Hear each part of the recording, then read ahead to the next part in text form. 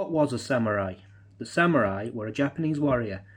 They were known for being fierce and brave. Between 1000 and 1400 in Japan, samurai were very powerful members of clans or groups of related families. The way of the warrior. A samurai warrior followed a special code called Bushido, or the way of the warrior. The code said that samurai must be honourable and loyal to their master.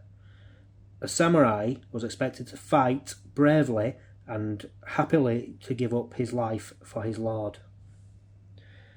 In battle, samurai wore full armour and carried the nobari, I don't know, that's family banner. Oh yeah, that's that. There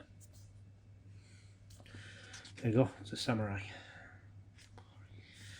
The first emperor. A Japanese myth, the sun goddess Amaterasu sent her grandson from heaven to earth to be the first emperor of Japan. Family pride. Samurai were very proud of their family history. Many come from families that had been warriors for several generations, though others were only just learning Bushido. A samurai told stories of his family's bravery to the warriors he was about to fight. He also had a family history written on a banner which he carried to war. Samurai sometimes carried fans called tessen. I'm sorry if I'm saying any of this wrong. They had iron spikes and could be used as weapons.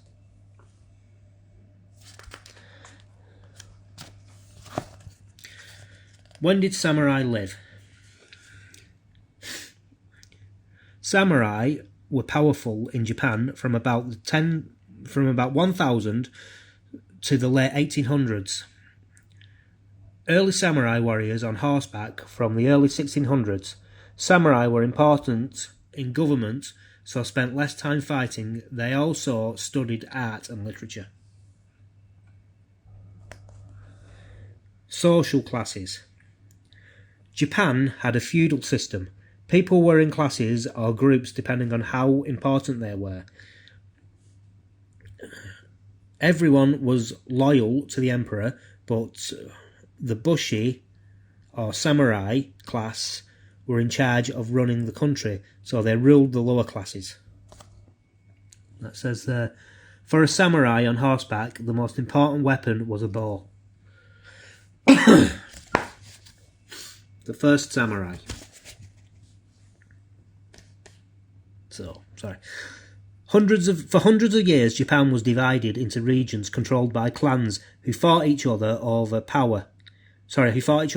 for power. Eventually, one clan, the Yamato, became the most powerful in Japan. The clan asked other clan leaders to fight for it. The clan leaders were the first samurai warriors. There's a map of Japan there.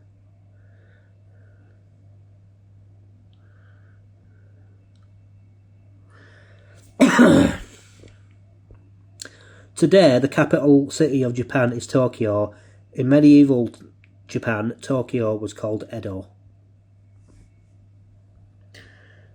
Warrior wisdom.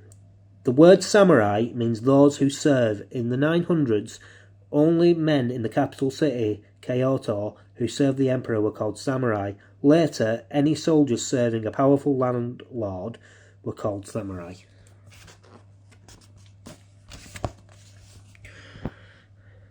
Becoming a samurai.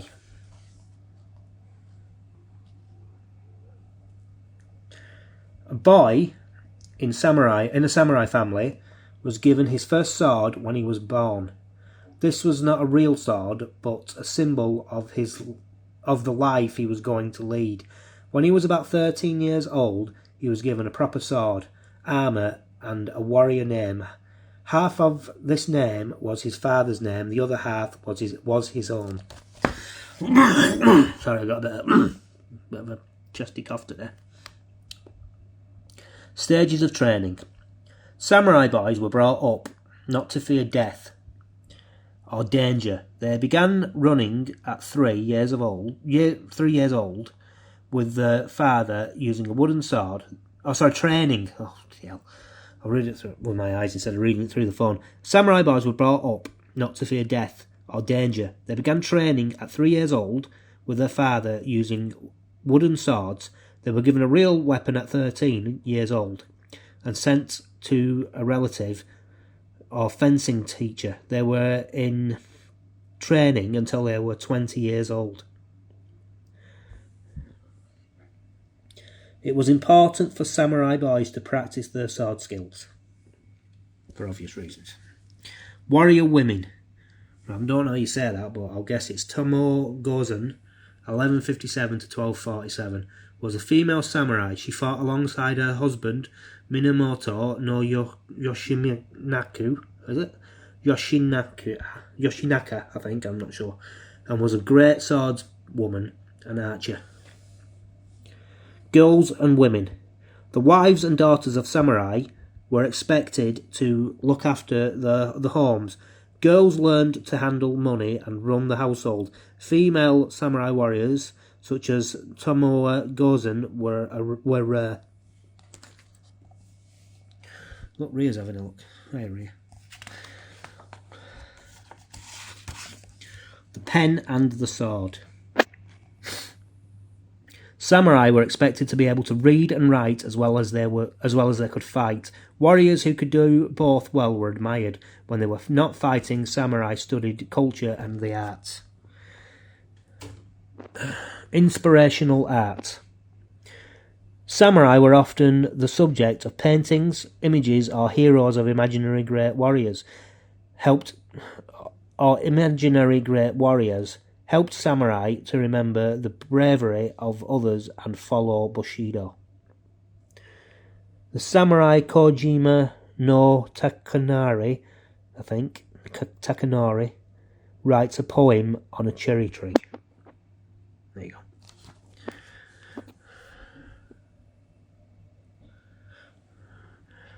go. Fighting talk. The Haiku Monogatari, or Tale of the Hayek, I don't know how you say these words, I'm sorry, is a collection of stories about two clans. The Taira and the Minamoto samurai studied these stories because the heroes of the stories were seen as good examples for a samurai to follow. Taira no Tadamori, 1096 to 1153, was a very important samurai, famous for both his writing and fighting skills. He was said to have been the first warrior to serve the emperor at court.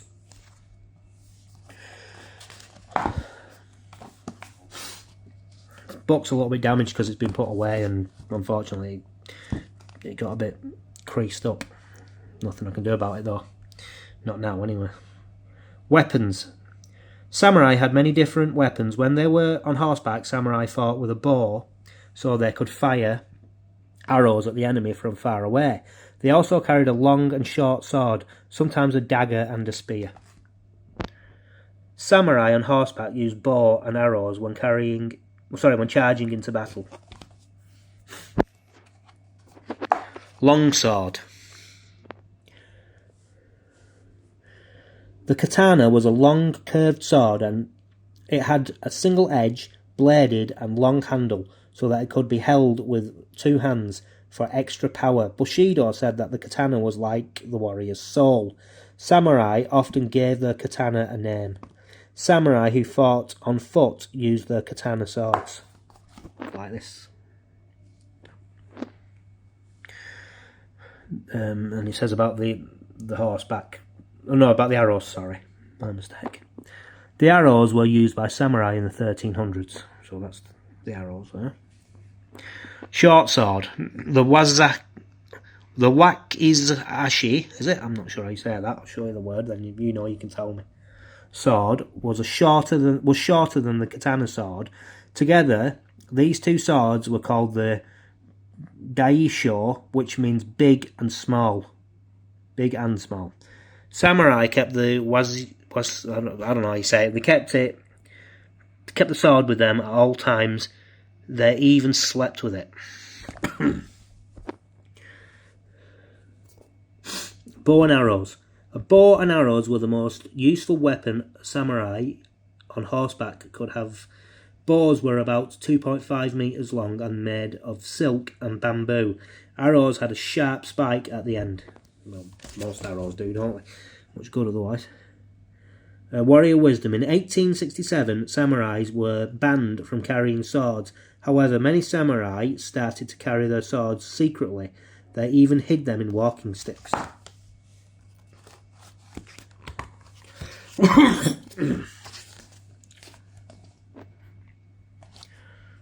Right, okay, so armour. 1 second. You can't really see it, sorry. Okay.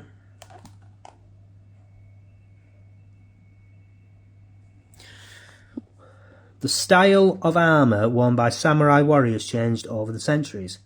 However, the various pieces of samurai armour were always more or less the same. So you got the helmet, then you got the shoulder guard, then you got the chest armour, arm guard, apron, and then you got the animal skin boot. Body armour. On the top half of their body, samurai wore a helmet, shoulder guards, chest armour, and 1 or 2 piece arm guards. Their thighs were protected by an apron or skirt made of armour. The bottom of their legs was covered by armour that looked like shin pads. They always wore animal skin boots with splints made of brass to protect their feet. A suit of samurai armour from the 15 or 1600s. Then we got helmets. Samurai helmets were designed not only for protection, but also to give the warrior a frightening appearance. Sometimes samurai also wore a metal face mask, which must have made them look terrifying. I've had this book a long time. It's from when I was younger, but just thought people might be interested in it anyway. Hopefully somebody will be. A helmet decorated with war fan. Samurai used fans for signalling and for sending commands. A bit like the Romans, I think that. Decorations on top of the helmets were made. Decorations on top of the helmet made it easy to recognise samurai on the battlefield. It's always got like a big fish on it. The Red Devils. The samurai Lin Nemasa had the armour of his troops colourised red. This made it easy to recognise each other and also scared the enemies. Soon they were known as the Red Devils.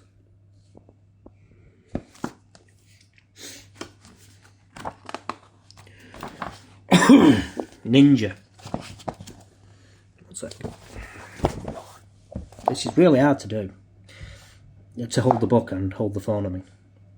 According to Bushido, samurai could not carry out secret tasks. From the 1300s to the 1600s, this work was carried out by ninja. Ninja were free to carry out any orders. The art of the ninja. Ninjutsu, the art of the ninja warrior, may have been started by Chinese warriors. They went to Japan for safety when their kingdoms were under attack in the 900s. As part of their training, ninja warriors learned the art of stealth and working undercover. So, ninja in films. Right? If you don't know, that's the Teenage Mutant Ninja Turtles. Japanese ninja have appeared in many feature films, including Teenage Mutant Ninja Turtles and James Bond film In You Only Live Twice. Sorry, I got the record button over the letters there, I couldn't see. 1967, James trains at a ninja camp in Japan. Now you see them, now you don't. Ninja were so good at hiding and surprising an enemy that some people believed that they would become invisible or turn themselves into animals. A ninja often wore a shoku on each hand. This was an iron band that went around the hand with spikes on the inside. There's a picture of it there.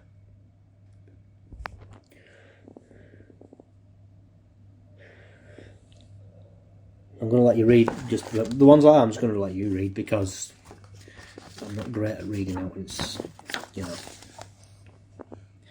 By the 1000s, there were only two very powerful families groupings in Japan. They were the Taira and the Minamoto clans. These families fought each other in the Genpei War. Taira strength.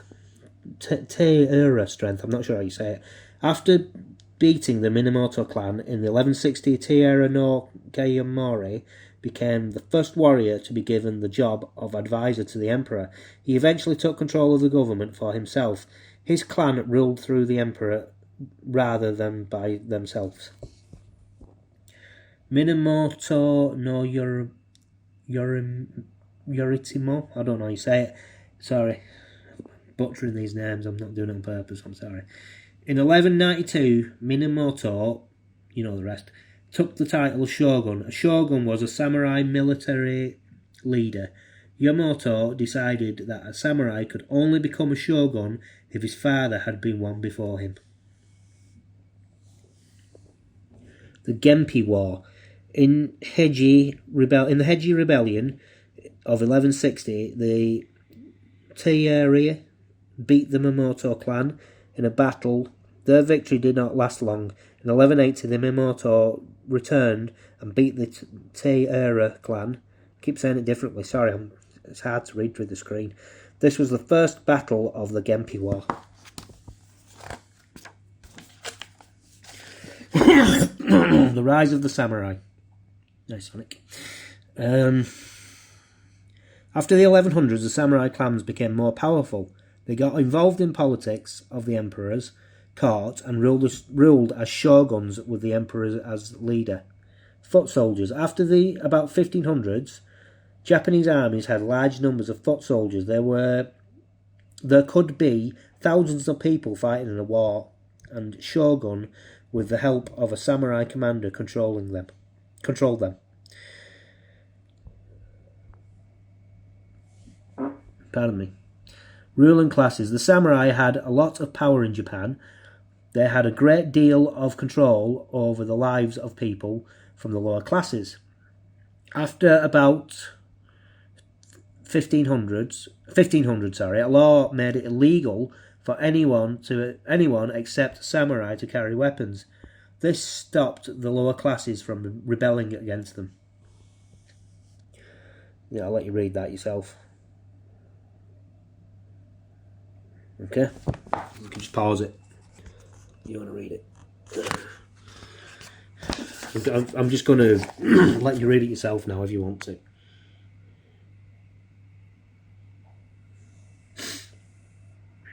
Because I'm not reading it out very well. I'm starting to irritate myself, to be honest. I'll read this. The Last Samurai. The 2003 film The Last Samurai, starring Tom Cruise,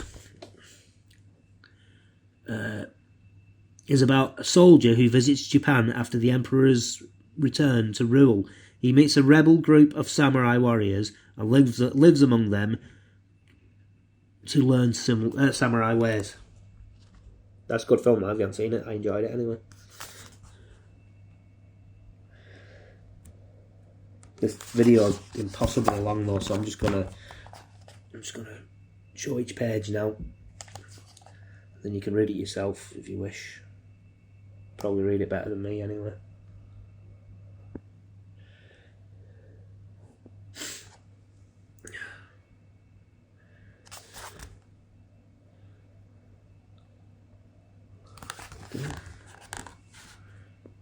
Ieyasu Tokugawa, or Tokugawa Ieyasu.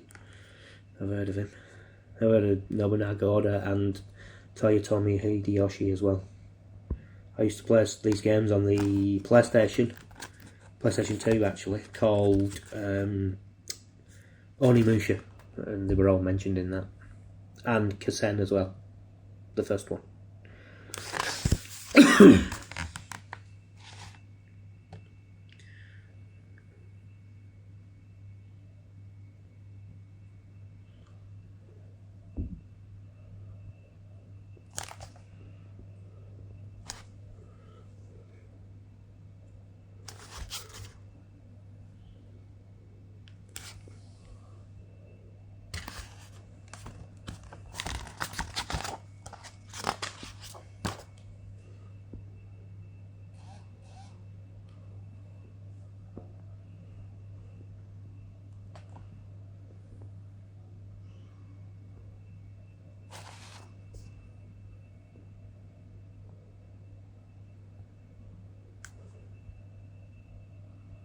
Jedi. The Jedi warriors in the Star Wars films trained in a similar way to samurai. The character of Darth Vader even wore a costume based on samurai armour, and Vader actually was the name of the samurai as well. So that's just the end of the book. I'm sorry I didn't read all of it, and I'm sorry the bit that I did read wasn't read that well. I did try my best. The cover of the book's like that, but it's got this sticker on it that I couldn't get off, so that's basically the cover. Samurai with his armour on. Anyway, I hope you enjoyed this video. If you didn't, I'm sorry, I apologise. I did try my best. There's the back. If you want to have a quick look.